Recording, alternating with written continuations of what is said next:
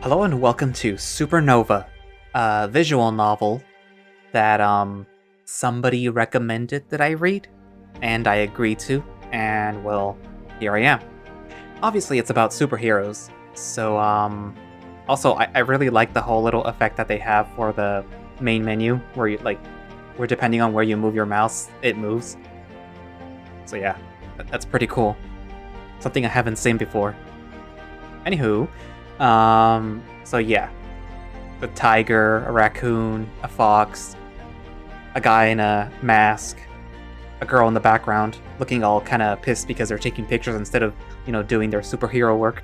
No, but anyways, yeah, so I said I'd look into it, and so far, what I saw when I played by myself, I liked. So I'm gonna be recording it, adding it to, the rotation. So, yeah. Anywho, so let's begin. Supernova is a work in progress. All assets, including art, music, GUI, and writing, are subject to potential change. The visual novel contains mature content and is therefore not suitable for minors. By continuing, you are acknowledging that you are at least 18 years old. That's right, minors. I know you're watching. Turn off the video now. Come back when you're 18 years old, at least.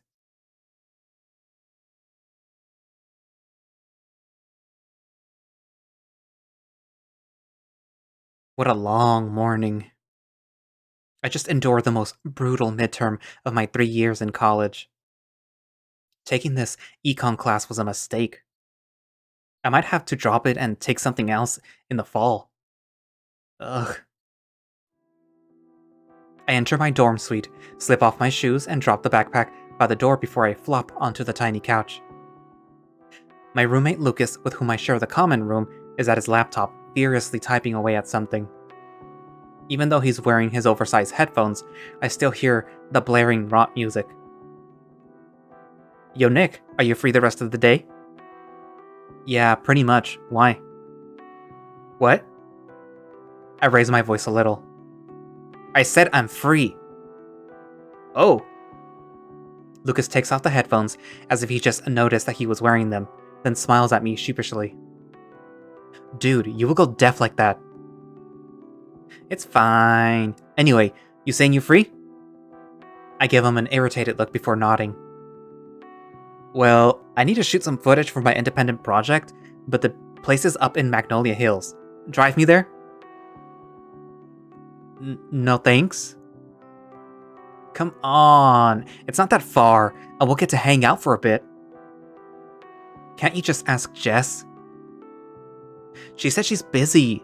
Please. Maybe. What do I get out of it? With a mischievous grin, the wolf reaches for two white slips on his desk. They look like tickets. The department was selling these at a discount, and I managed to snag a couple. I roll into a sitting position, intrigued. Jefferson, baby. Shit, really? I've been trying to see it for months. And now you can, if you drive me and carry my equipment, and proofread my script. The tickets are so hard to get, I don't even hesitate. Hell, at this point I'm willing to carry Lucas's equipment to Magnolia Hills on foot. Alright, you got it. When? 40 minutes? I gotta finish this assignment for another class, but it should be quick. Just wake me when you want to leave. Lucas nods and turns back to his laptop. As he reaches for his headphones again, I add, and turn the damn volume down. Lucas shrugs as I head into my bedroom.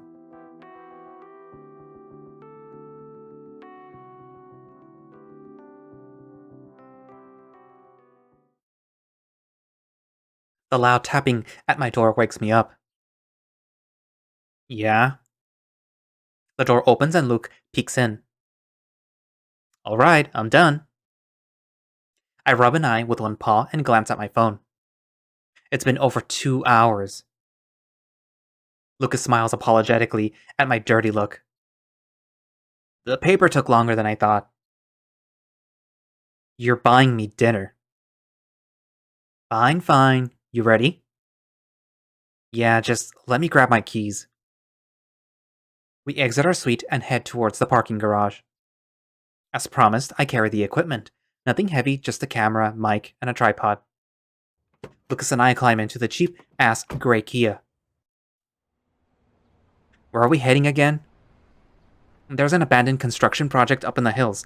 I have the address on my phone. Should be there in 40 minutes at most. As before, the wolf proves terrible at estimating the time it will take to do something. It's not rush hour yet, but the traffic is still pretty heavy, and it takes us a while to get out of downtown. That's a Nova for you. I can't help but envy the superpowered folk that are able to just forego this mess and fly. I even glanced to the sky as if expecting to see one of the many superheroes of the city. Just tall buildings and the vast empty sky. Still tired? Just stressed out about midterms. Hopefully, it'll be fine. John invited me to a study group. John? We all took History 201 together last year, remember? German Shepherd, finance major. From the corner of my eye, I see a sly grin spread across Lucas's face. Ah, I see how it is. Could the raccoon have a little crush? I just grunt in response, the insides of my ears flushing. Invited you to a study group, did he? I can picture it already. It's getting late. The others are tired and start leaving one by one. Soon, it's just you and John. You both reach for the textbook, his paws falling on yours. You gaze into his dreamy eyes, heart racing. Quite a scene, Lucas. Ever considered switching to English Lit? Or trying your hand at fanfiction? Either way, pretty sure John wouldn't be up for it. Yeah, what makes you say that? I can tell when someone is into me, Lucas. The wolf snorts, still grinning. Right. I must admit the scenario Lucas described sounds more than a little alluring. But I'm confident John is not into guys. Or me. I decide to change the subject. What paper was that earlier? Lucas grimaces. Essay for my politics and media class. Not a fan, I take it? It's okay. Actually, the professor is very good. I just don't care for the topic. Wouldn't take it if it wasn't required. Lucas is studying journalism, which means that we've taken some writing classes together, but otherwise his course load is very different from mine. In fact, we met in one of the introductory writing classes freshman year. We became friends after we were partnered for an assignment and exchanged scathing reviews of each other's work, which we, for some reason, found hilarious. Sports is politics too, you know. Lucas wants to do sports journalism when he graduates. He played lacrosse in high school, and while he didn't continue his athletic career, he never lost interest. Yeah, tell me about it. Seems every other retired athlete wants to be governor nowadays. That's not quite what I meant, but I let Lucas rant a while about it as I drive us further into the suburbs. Compared to the din and excitement of downtown, Magnolia Hills is pretty quiet. It's one of the most affluent neighborhoods, so all we see is 1- and 2-story houses and opulent mansions. Most are surrounded by low walls to preserve the privacy of the owners, with cameras installed at the corners to scare away any potential troublemakers. I'm surprised they'd leave a whole project unfinished here. You'd think the rich a-holes would want their eyesores removed. But Lucas's directions prove correct, and I'm soon parking near a large construction yard with what appears to be a luxury condo, not even halfway finished. The forested hills that stretch further north start nearby. Whoever was building this flattened a sizable portion of the land. Wait, do you even have permission to film here? Why? What do you mean why? We'd be trespassing otherwise. So? Don't tell me my roommate is the only raccoon in Nova unwilling to trespass a little. Wow, speciest. And for your information, no, I wouldn't mind. But I'd still rather know what I'm getting myself into. Despite my annoyed tone, the wolf chuckles in amusement. Relax, I did manage to get a permit. Can't submit an official school project with illegal footage, can I? I nod, satisfied, and start taking out Lucas's equipment out of the back seat. Why was this abandoned anyways? There was some dispute with the locals, and before it was resolved, the company went bankrupt. The ones who were supposed to take over got mired in yet another court case, and it's been in limbo since. Boring stuff, really. Not boring enough for a school project, it turns out. Or maybe just the right kind of boring, who knows. University work can be pretty mind-numbing, but hey, whatever gets you a passing grade. We hop over a shoddy fence and walk to the center of the construction yard. Lucas takes an appraising look at our surroundings. Alright, good enough. I'll sit here for now. Go chill until I'm done. Then we can go up there. He points with his snout towards the half-finished building. That's where I'm headed right away, since it's the only source of shade in the otherwise flat and empty space. I take out my phone while I wait, spending several minutes browsing John's social media. Huh. He's much more of a nerd than I thought. Looks like he's been going to a couple of the larger cons these past few summers. I veer into fantasizing about driving down the coast to attend a convention with him, nerding out for a full weekend, pestering our favorite authors and actors. We could even cosplay together. I've been wanting to cosplay Prince Azar from last year's Guardians of the Stone. John could be the prince's dashing bodyguard. Yeah, right. I mutter as I switch over to FurTube. I glance over at Lucas, who is taking a sweeping shot of the construction yard. There's not much there, but I know his neurotic perfectionism has taken over, and he'll take forever to line up the shots he needs. My gaze drifts back to my phone, and a video on my home feed catches my attention. Will-O-Wisp destroys flame-spewing idiot. Videos of superheroes giving yet another villain a beatdown are a dime a dozen, but I click anyway. They seldom fail to entertain. The British superhero does indeed give a beating of a lifetime to some polecat that can breathe fire. The footage is shot on someone's smartphone, and seems to be taking place in the middle of London. I haven't seen this Will-O-Wisp before, but she dances circles around the polecat, blinding him with bright flashes of light, before punching him from angles he doesn't expect. I bark out a laugh when the final blow lands straight in his crotch. That had to hurt. Nick, move your ass out of the shot. I look up to see Lucas waving at me impatiently. Right, sorry. I slide my phone back into my pocket and rejoin my roommate. And you call me deaf? The wolf grumbles as I stand to his side. I roll my eyes. Almost done here? Yep, I just need some footage inside, and a shot of the view of the city from up top. Sure. It's all just bare concrete on the inside, with pieces of rebar sticking out haphazardly from beams and columns. The staircase is just as unfinished, but looks sturdy enough that I don't fear it will collapse under me. I'm surprised to see no graffiti on any of the walls. Come to think of it, there wasn't any on the outside either. Guess the Magnolia kids don't care to explore the place. That or their rich parents won't let them. To be fair, the spot is somewhat removed from the rest of the neighborhood. I regret not having a can of spray paint rolling around in my car. It's been a while since I've inflicted my art on the city's various conveniently available walls. And this right here would make for an excellent canvas. While I look around, Lucas sets up his camera again, but takes just a few still shots before removing it from the tripod. Not gonna record your script? Nah, haven't finished it. I'll do it in voiceover later. I shrug and follow him upstairs. The workers finished constructing 10 floors before the project was abandoned. There's no easy way to access the very top of the building, so we settle on the last finished floor. The view from here is very nice. I can see the downtown, with its skyscrapers glittering in the late afternoon sun. Further downward the horizon, the ocean stretches on and on. Magnolia Hills itself is pretty charming from up here too. Plentiful trees line the narrow streets, and the lawns are immaculate. The views in the suburbs where I grew up, further east are not quite as nice. Next to me, Lucas is taking his landscape shot of the city. Would be pretty cool to live here, if they ever finished it, right? Dunno. I think it was a bit of an asshole move to cover up the hills with this mess, no? I'm kinda glad it was never finished.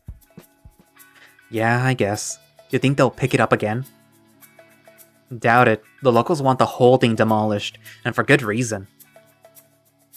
Alright, I think I'm done. Shall we head out? Let's stick around for a bit. I like the view. It's too early for dinner anyway. Lucas shrugs as he puts the camera and tripod away, zipping up the bag. He then sits down on the floor next to me, dangling his feet over the edge of the building. I follow suit. So, you saying you want to live up here when you graduate? I snort. On whatever salary I will have? I wish. Lucas grins and nudges me with a shoulder. You never know, you could write a surprise hit. Nope, I'd rather be an agent or working in publishing. You sure? Your stories aren't half bad, you know. Ugh, I still can't believe you talked me into showing you my writing. What can I say? I'm very persuasive. He winks at me. I jostle him playfully. Figured out your summer plans yet? I have an interview for that internship at FSBC the Monday after spring break. If that works out, I'll be in the city. You should rent with Jess if that happens. I think she's staying in Nova too. Lucas nods. It'd be nice to visit my grandparents though. Been a while since I've been to Peru. Your dad's still set on vacationing in Europe? Yeah, and I think I'll go. I should be able to do a shorter internship in August once we're back. Sounds like a plan. Yep. We sit in silence a little longer, watching the sun inch closer to the horizon, enjoying the pleasant breeze. The next few days are going to be hectic. I have 2 more midterms on top of the papers I need to finish by Monday. It's nice to enjoy a brief reprieve from all that.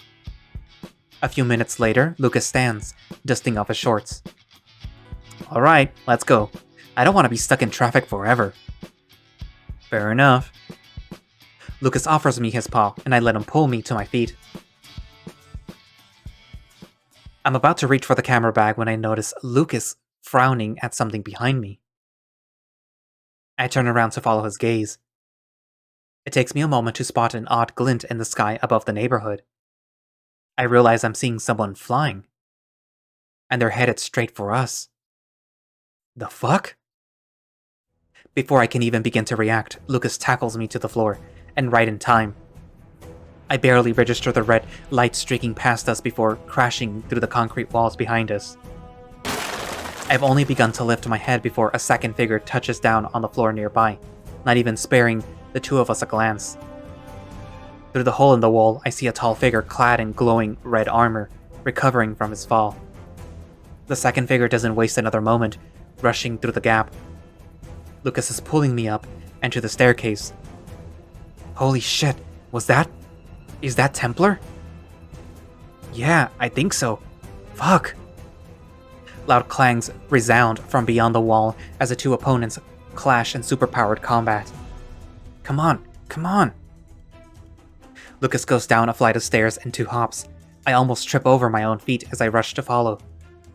The force of the blows being exchanged upstairs dislodge copious dust from the unfinished walls.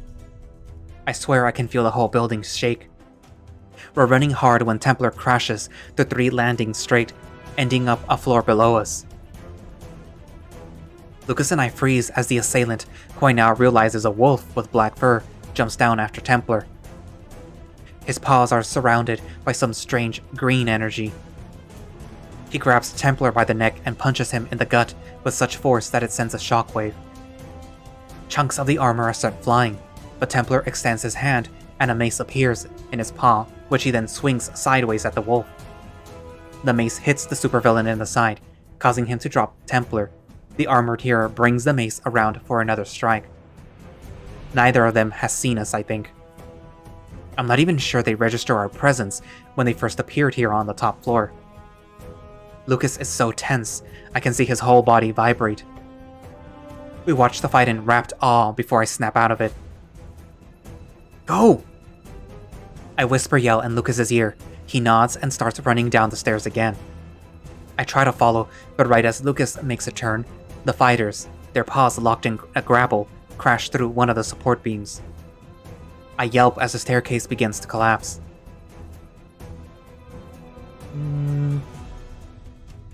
I push Lucas out of the way. I have no time to think. I rush towards Lucas and push hard. He grunts as the shove sends him tumbling to the edge, and he rolls to the side and onto the concrete below. He then disappears from my sight in a cloud of dust and debris. I've no choice but to retreat. I'm cut off. Templar and his opponent continue raining blows on each other while I dash behind a wall, thinking frantically. Nick! The Black Wolf's ears flick at the sound, but he can't afford to be distracted right now. Still, my heart hammers in my chest. I rush over to the side of the building, dropping prone and hanging my head over the edge. I'm fine, keep going down. Lucas rushes over and looks up at me. Fuck, dude! Just jump! I blink at him in disbelief, flinching when one of the combatants is smashed into a wall yet again. I cannot possibly make it. The angle is too awkward, and if I miss, there won't be much of me left to scrape off the ground. Only thing I can do is shake my head. I'll catch you! He braces himself and holds out a hand, as if he expects me to jump. No, I told you! Just keep going. The stairs below are fine, right? Yeah, but... Go! With that, I rush back into hiding. I hope Lucas isn't going to do something stupid. At least, he has no way of getting back up here, I think. All I can do now is watch this battle play out. Templar is a superhero, one of the best in Nova City, in fact. There's no way he's losing this. I just need to wait this out. Stay out of the way, make sure the building is not crumbling under my feet. Once it's safe, I can see if I can clear the rubble blocking the staircase. With any luck, Templar would just scoop me up and deliver me to safety himself. The hopeful thought lingers for a very short time. Lunging when an opening presents itself, and dodging whenever Templar counterattacks, the wolf slowly but surely gains the upper hand. With the green energy swirling fiercely around his arm, he lands devastating blows on the armored hero. The next thing I know, Templar is on the ground, with the wolf looming over him, paws interlocked, bringing his fists down at his chest and helm. Again. And again. Shit. More and more cracks appear in Templar's armor, and I can even see parts of his face now. His muzzle is bleeding. The wolf won't let him lift the arm holding the mace. A slow, horrible realization that I am watching a superhero lose a fight engulfs me, hammered in deeper and deeper with every blow. I need to do something right fucking now. Not fight, but I could at least distract him somehow. There's a piece of rebar lying next to the collapsed staircase. It's hardly a weapon. I could try something with it. Grab the rebar and distract them.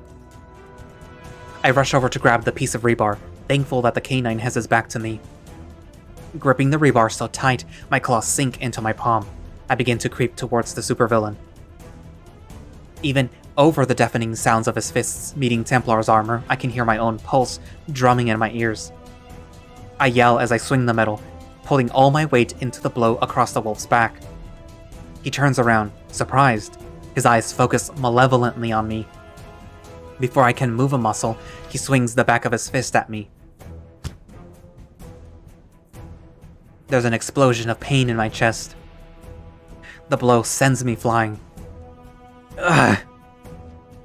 I hit the opposite wall and crumble to the floor. The impact has knocked the wind out of my lungs. I can't breathe. Fuck. I can't breathe. I'm trying to inhale, but I just can't. It's as if the blow caved in my chest. My whole body's on fire. I'm gasping, trying to force anything into my lungs. Distantly, I am aware that the fight continues. Perhaps the distraction was enough to let Templar recover. At last, I manage a deep breath, inhaling dust and dirt and sweet, glorious air. Slowly, agonizingly, I manage to crawl up to my knees. Clutching my chest, I try to figure out if anything is broken. I can't tell. It sure feels like it, but I can move at least. My eyes are watering, but I try to focus my attention on what's happening in front of me. Templar is indeed back on his feet, and while his armor is in terrible condition, he has the wolf on the ropes now. I can only wheeze as I watch the scene unfold. Which is a pity, because for a moment I actually forgot all about the pain and I want to cheer. Templar brings down his mace on the bastard's paw with such force that I hear bones snap. The wolf howls in agony, and for the first time since the fight came to this godforsaken condo, he is on the retreat. Templar presses on, driving him back until the black-clad figure rushes to the open edge and flies off. Using the wall for support, I get up to my feet, then take shaky steps towards the superhero. My elation at his apparent victory is short-lived, because Templar suddenly collapses to his feet. I gasp when I get to him. The armor around his torso is in shambles, the parts that are somehow still lingering on him full of deep dents, and I can see a sickening amount of blood.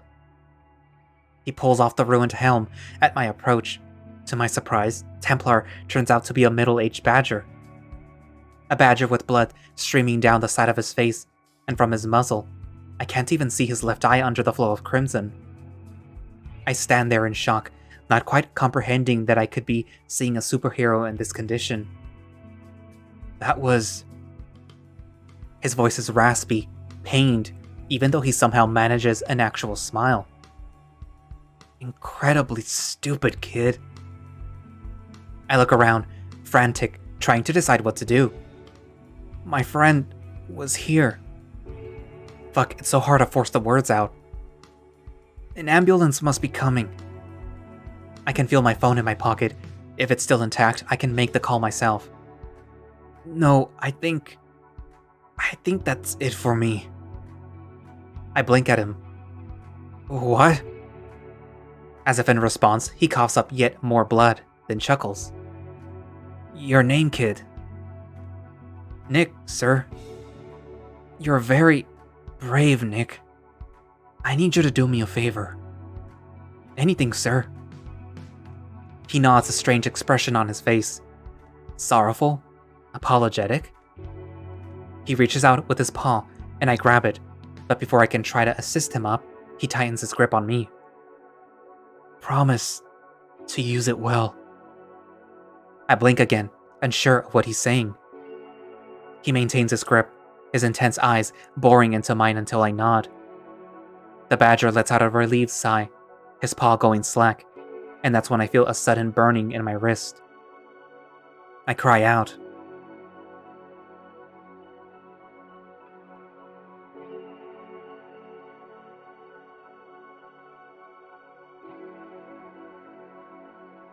I'm on the floor, darkness creeping into the edges of my vision. Templar is looking down at me with that same odd expression. Where's his armor? Sorry, kid. The last thing I see before I pass out is the superhero topple to the floor next to me. Then, it's just darkness.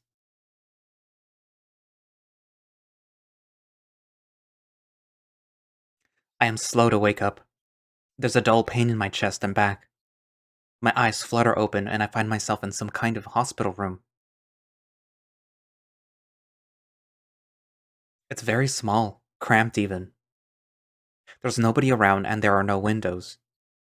The medical bed I'm on is uncomfortable, but I wince in pain when I try to shift my weight. A synthetic-sounding voice startles me, and I almost fall off the bed. Good evening, Mr. Saunders. I look around to identify the source of the voice, but nobody's there with me, and I can find no other source. It seems to be coming from somewhere above me instead. Hello? What's happening? I hear a slight humming noise before the voice speaks again. You are in a safe location. You were picked up by Superfang. My mind races as I recall the events prior to me losing consciousness. Lucas's shoot at the construction yard, us chilling on the building, and the crash, the fight. Templar. Did Templar make it? The hum again. I am not at liberty to elucidate. What about Lucas Rodriguez, the culpeo that was at that place? No civilian casualties were reported. I take even breaths to try and slow my heartbeat, then search my surroundings as I run my paw through my head fur. No sign of my phone or my wallet, or my clothes for that matter. I'm wearing some kind of hospital gown. Are you my doctor? I am not a medical professional. I am Gil, a virtual assistant. It is, however, my assignment to ensure your care at the moment. Where am I? I am not at liberty to elucidate. There's one door leading out of the room. While I suspect that I'm supposed to wait, I still decide to get up to stretch my legs. Gil doesn't object. I'm not in as much pain as I thought, although my body is very sore. How long have I been here? You have been unconscious for 37 hours and 8 minutes since you were first brought here. It has been 7 minutes since your awakening. I am a little unnerved by the presence of a computerized assistant, who I can only hear. Anything wrong with me? Multiple contusions, minor blood loss, fractures of the scapula. None of these conditions are life-threatening. I sigh, somewhat relieved, and make the mistake of rolling my shoulders. The piercing pain in my left side announces the presence of a fracture Gil just mentioned. I take a moment to recover, then walk towards the door. There's no handle. Please refrain from attempting to access the rest of the facility. The team has been alerted to your awakening. I nod and step away, contemplating the implications. Gil said Superfang picked me up from the condo, Templar's teammate. I hope that means that they came in time to save Templar. It looks like I'm about to meet the rest of the Sentinels. As in, on cue, someone steps through the wall right next to me. Literally through the wall. Oh fuck! I stumble back, gasping. I recognize Unbound, of course. The bear is wearing her signature white and purple costume, face hidden behind a mask, her eyes and brown muzzle visible. Her form is oddly blurry as she steps through. But it takes on a more solid appearance almost instantly. My apologies, I didn't mean to startle. She doesn't sound at all apologetic, but I nod, my mouth dry. I'm standing in front of another superhero. I swallow, but before I say anything, she angles her muzzle up towards the ceiling. Gil, inform the others to gather in the meeting room as soon as possible. Baron in Black, Nemesis, and Superfang have been alerted. Thank you. Unbound turns to me. Come. She exits the room through the wall, and for a moment I'm left there, to gape. There's a click at the door, and it slides to the side, opening the way. I find myself in a dimly lit hallway, which looks nothing like what I have seen in any hospital. Am I in the Sentinel's secret base? The nerd part of me wants to dance in excitement, but this isn't the time. Not when I have no idea what's going on. Even if a superhero rescued me from that condo, I would expect to be dumped at the nearest hospital. So what am I doing here? Unbound strides ahead of me, and I hurry to catch up. Is Templar okay? He was in pretty bad shape. The superhero stops and gives me a long, searching look that makes me rather uneasy. Templar passed away before any of us were able to get there. Oh. My heart sinks into my stomach. Was I a witness to the death of one of the greatest superheroes of Nova City, if not the entire country? This feels unreal. Come. Dozens of questions are on my tongue, but Unbound seems too impatient to talk. We walk through a door that slides open at our approach and cross a short catwalk into another hallway. I suspect Unbound could be taking shortcuts with her superpower, But she's not. For my benefit, I assume. Normally, I'd be trying to get glimpses of as much of this place as I can, but the news of Templar's death has me too distracted. So it takes me by surprise when we step into a bright, circular room with an upraised platform in the middle. There's a thick, round table standing there. In the middle, a holographic projection floats above it, displaying some data I have no frame of reference to understand. The walls of the room are littered with large monitors displaying dozens of images and video feeds. 5 seats are arranged around the central table, but only one of them is occupied at the moment, by Nisus. The hood he normally uses to conceal his face is down. A domino mask covers the fox's face. He's holding a Rubik's Cube, which disappears promptly into the folds of his outfit at our approach. His whiskers twitch and he leaps from his seat. "Nick, good to meet you." I'm somewhat taken aback by his friendly tone, a sharp contrast to Unbound, who has been deadly serious so far. Nisus shakes my hand, smiling, then puts a paw on my back and nudges me towards one of the empty seats. Good to meet you too, Mr. Nisus. This is very awkward. I take a seat anyway, fidgeting nervously. Unbound is just standing there, looking at the wall display. "Hope you don't mind that we looked at your driver's license. Had to know who we were dealing with." "Yeah, I guess that makes sense. But, why am I here?" Nisus tilts his head to the side, then points at my right hand. "Huh?" I just now noticed that there's a coppery red band around my wrist. At first, I think it's plastic, but when I touch it, I realize it is in fact metal. It sits incredibly snug and feels almost weightless. If I wasn't looking at it, I wouldn't know it was there at all. The surface is very smooth, even though there are some images engraved onto it. I give Nisus a confused look. "What's this?" "Well, you know. The source of Templar's powers." He chuckles at my dumbfounded look.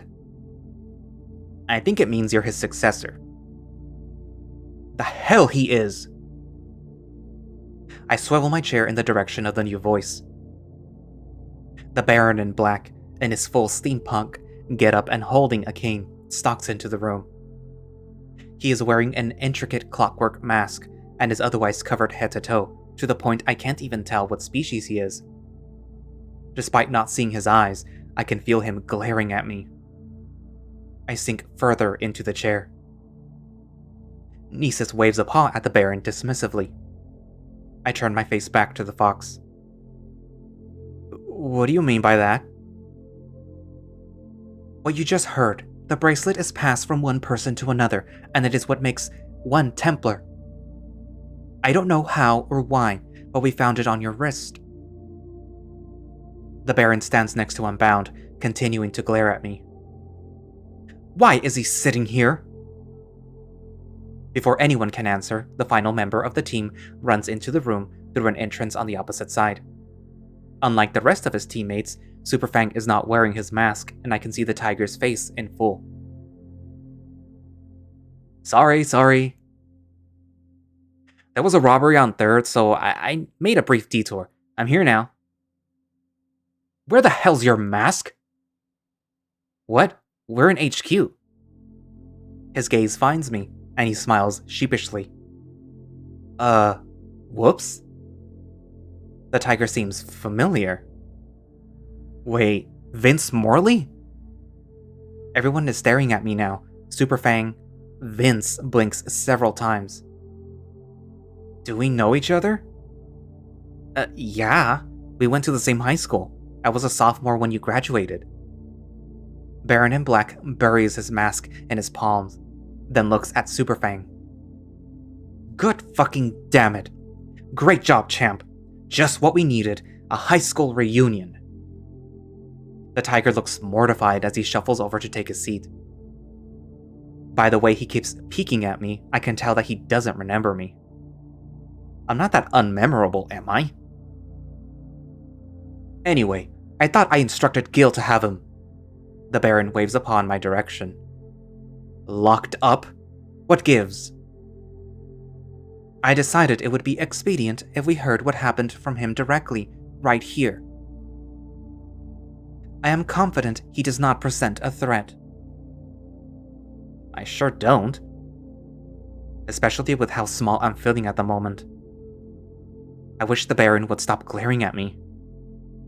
Knowing an actual superhero dislikes me for no reason I can comprehend right now is making me agitated.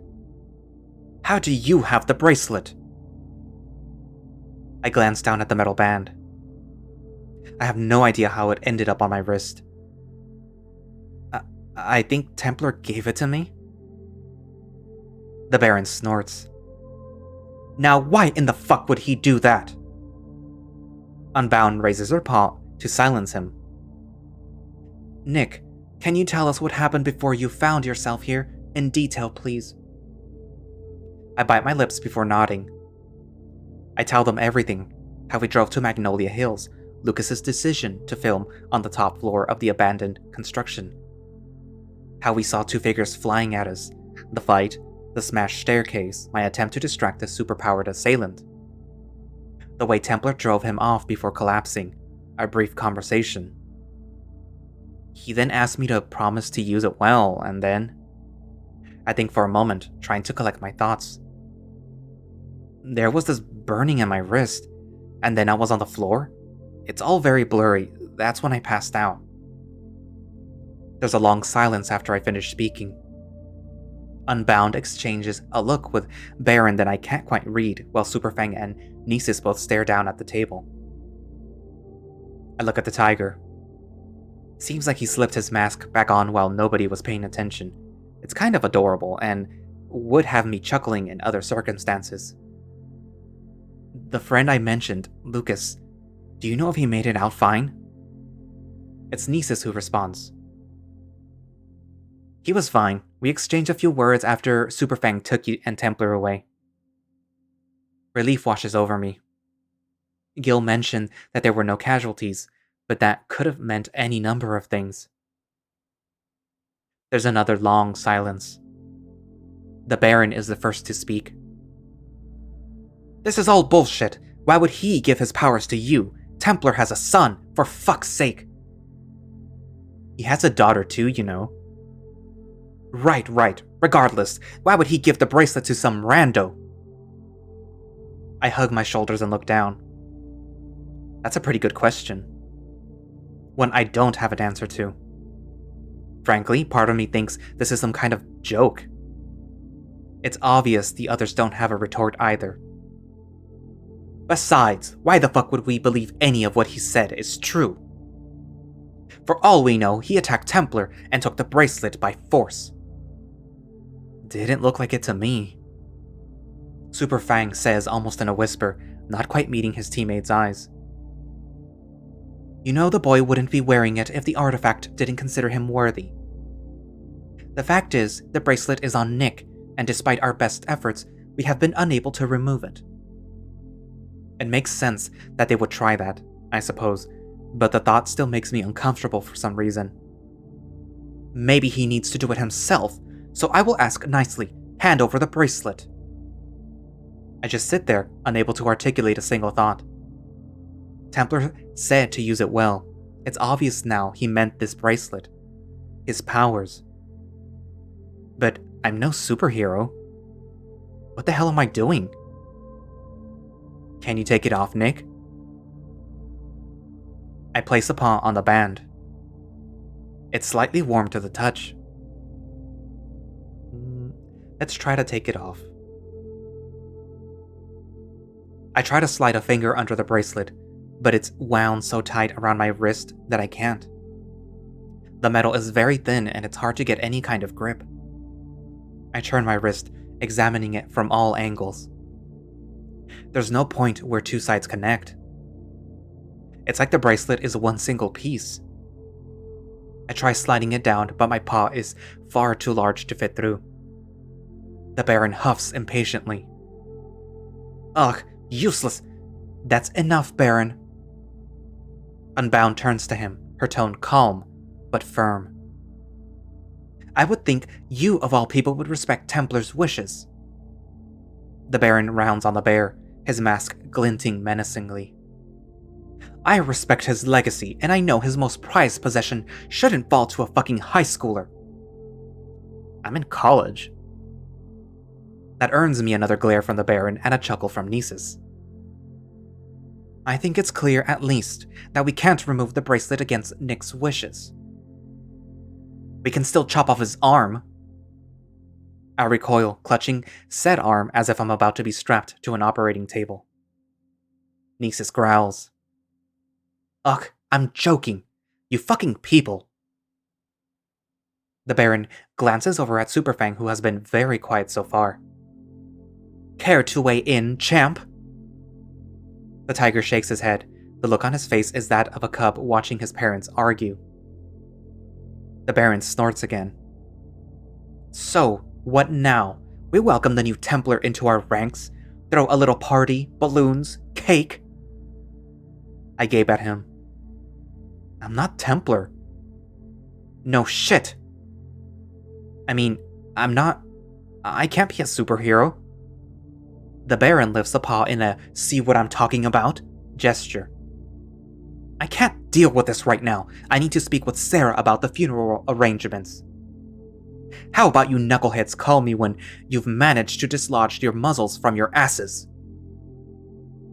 With that, the Baron leaves the room faster than any of his teammates can object. Nisus, next to me, rubs his eyes. Sorry about that, Nick. The Baron is not taking Templar's death well. I can certainly see that. He was joking, right? About my arm? Yeah. Wow. The tiger doesn't sound nearly as confident as I would have liked. I hug my arm again. Nisus glances between me and Superfang. You two really know each other? Yeah, from Greenville High. There's a look of recognition in the tiger's eyes. Oh, Nick Sanders, right? Saunders. Superfang gives me a toothy grin. Yup, I remember now. You were the scrawny raccoon from Drama Club. That's me, alright. I wasn't that scrawny, though. I think. Actually, Vince himself has bulked up a lot since high school. He must be twice as wide as he was his senior year. It's all muscle, too. I wonder if he was already superpowered back then. God, it's surreal to sit here with the guy I used to go to school with, who, turns out, is one of the most popular superheroes out there. So, how long ago did this happen to you? His smile widens. Freshman year in college. Crazy, right? You've no idea. There was a brief silence after that. I try not to stare too hard at any of the superheroes around me. Unbound, who has been gazing after the Baron this whole time, lost in thought, turns to me. Nick, I understand this is a lot to process. Templar was an integral part of our team, and his loss will be felt for years to come. I do not expect you to replace him. To be honest, I don't think you can. But it appears that fate has conspired to place this responsibility on your shoulders, and I need to know what you intend to do with it.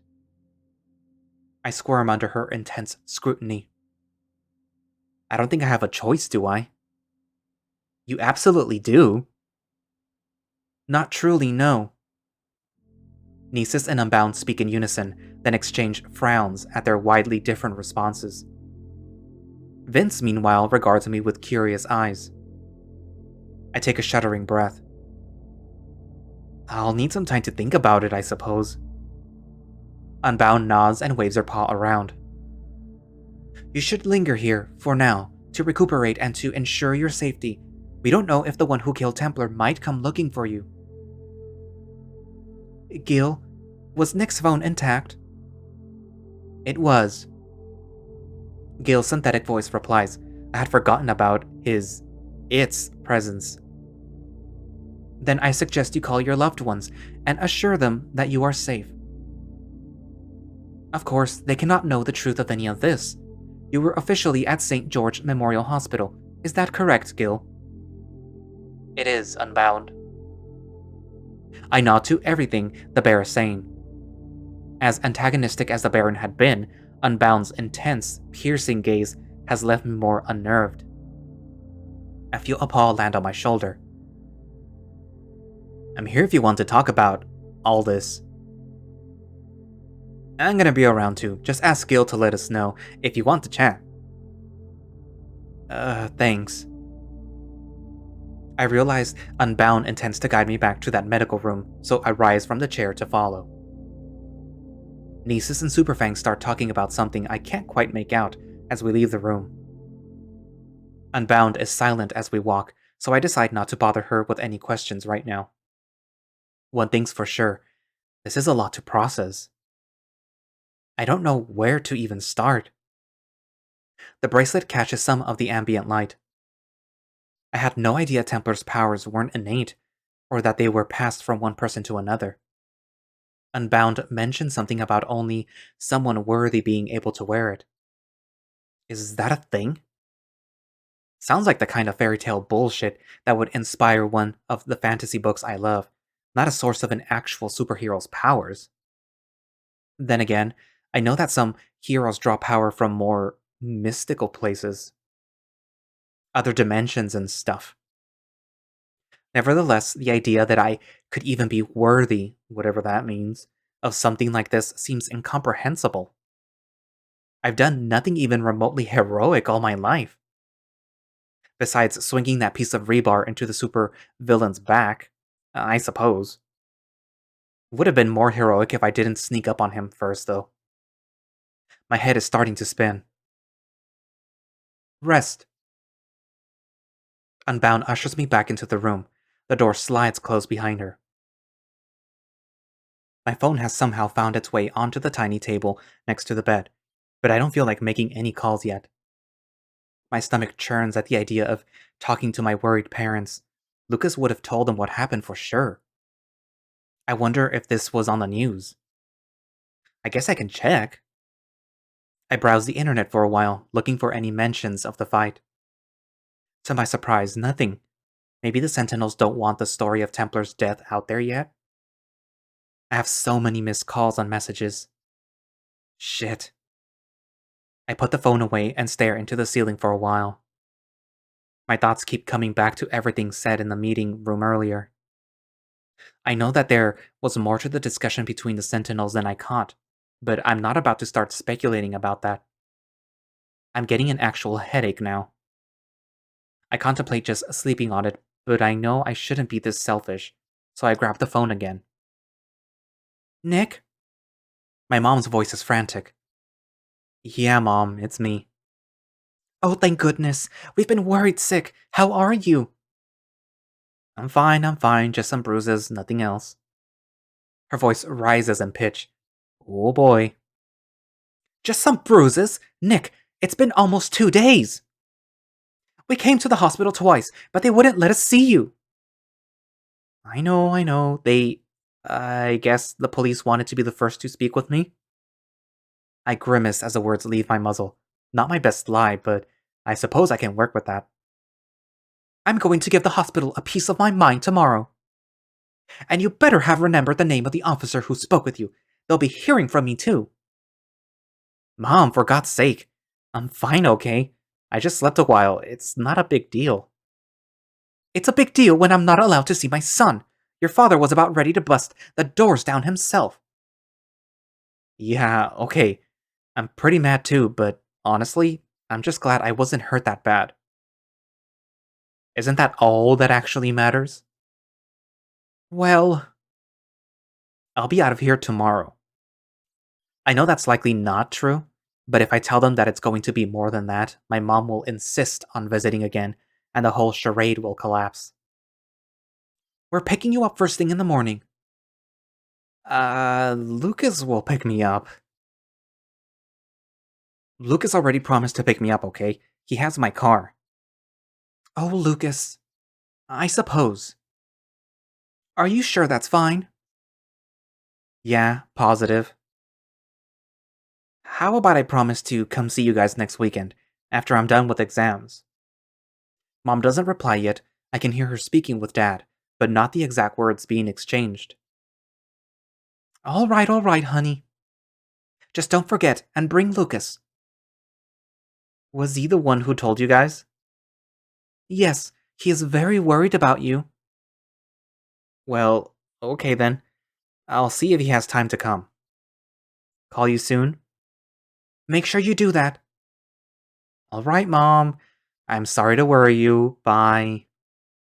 Good night, sweetie. I end the call and stare down at my phone.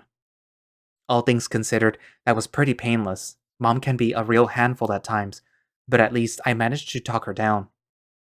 I guess whatever the Sentinels did to keep up the appearance of me being at a hospital worked well. I might have been interested in how they persuaded anybody to go along with it, but it's frankly the least of my worries right now. I decide to text Lucas instead. I have a dozen missed calls from him, and even more messages. Damn. Hey dude, just woke up, I'm all good. Holy shit, I've been mad worried. What the fuck happened? Don't know, to be honest. Something must have hit me during the fight. You good? He takes a moment to type his response, while I keep my eyes glued to the screen. Yeah. Good. The nurse at Superfang brought me here. Did you see him? Saw him jump up there. Spoke with nieces though. Told me where I'd find you, but they wouldn't let me see you. Yeah, I know, sorry. The nurse said I should be in good to go soon. You got my car? No, you had the keys. Oh, right, okay. I'll message you tomorrow night. Call? Signal sucks, but I'll see what I can do. Sure, good night. Lucas seems very, very worried. I wonder if he actually likes you, Nick. God damn it. What a mess. I messaged several other friends, then put my phone down.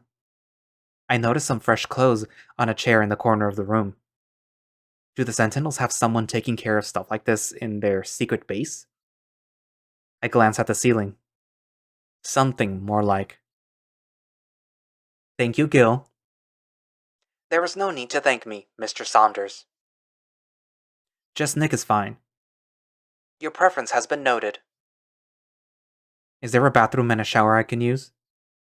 I will guide you to the facilities. I nod and pick up the clean clothes, then leave the room. As promised, Gil's synthetic voice guides me down a couple of dim hallways. Now that I'm getting a proper look, this whole place seems a little cramped, at least when it comes to the corridors connecting the various rooms. Gil, how large is this place? The base has space for the needs of all members of the team, as well as a meeting room, training facilities, garage, and several other spaces that you are currently unable to access. Asking where all this is located is probably pointless. Gil guides me into a spacious bathroom equipped with everything I need at the moment. I undress and look at myself in the mirror. My fur has been cleaned at some point, but it's still a mess. When I part it on my chest, I wince at the sight. The fur does a good job of concealing it, but right now my torso is pretty much one giant bruise. It's a wonder the supervillain didn't shatter my ribs. I suppose I should count myself lucky. Very lucky. Sighing, I step into the shower and just stand there under the hot water for a solid 10 minutes before I make any moves to clean myself. There are several bathrobes hanging there for when I'm done, but I elect to ignore them and just put on the clothes provided for me. The thought of any of the superheroes I just met walking around these hallways in a bathrobe or wrapped in a towel brings a chuckle to my muzzle. Gil directs me back to the room. I'm not looking forward to sleeping on the medical bed again, but I'm not about to start whining about it. Before I drift off, I just stare at the bracelet adorning my wrist. I can't tell what material it's made out of. The engravings seem to depict a stylized warrior surrounded by a weave of odd Celtic-looking patterns and glyphs. Appropriate, I suppose. I need to know way more about this. Hopefully the Sentinels can help explain. And then, I need to make a decision. It's a simple choice, really. Do something with what Templar gave me, or don't. Except there's nothing simple about it. But I'm not about to tackle that right now. Despite having woken up not that long ago, I'm already exhausted, drained. I will have to wait until tomorrow.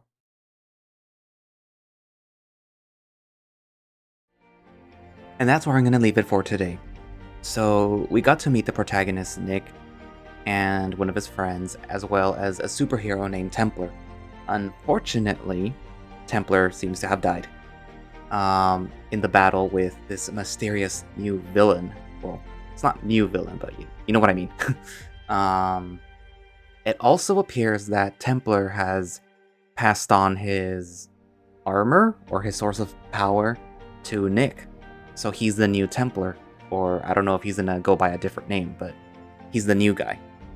And obviously he kind of knew the tiger, and at least these two teammates in the front, the tiger, Superfang, and Nisus, appear to be supportive, or at the very least into the idea of Nick being Templar, or at the very least they're like, oh, okay, well, he's the new guy, I guess, okay. Whereas the Baron and Unbound are sort of like, oh god, no, we got stuck with this guy. But anyways, so what do you guys think so far of the story? It was, I had actually recorded a little bit shorter, but I decided to add a little bit more. Because, I don't really know where to cut these episodes, so that's where I'm cutting it right now. And in the future, when there's an update, that's basically all that's, that the update's going to be the video. But for now, it's like I'm cutting it where I think it should stop. But anyways, so yeah. So, write down in the comments what you think so far and who your favorite superhero is so far. And, yeah, obviously, I gravitate towards the tiger, Superfang, because, tigers. Anyways, so, thank you all for watching / listening. If you would like to play Supernova yourself, you can find it over on itch. And you can find, I think, direct links to it from the developers' pages. Because there's, as far as I know, there's two main people. The one that does the art, and the one that's doing the writing and, I'm assuming, coding. And, yeah. As far as I know, they don't have a Patreon yet. So there probably isn't a link for that. So yeah. But anyways, all the relevant information is down in the description as usual. And I guess that's it for now, and I will see you guys in the next episode. Bye bye.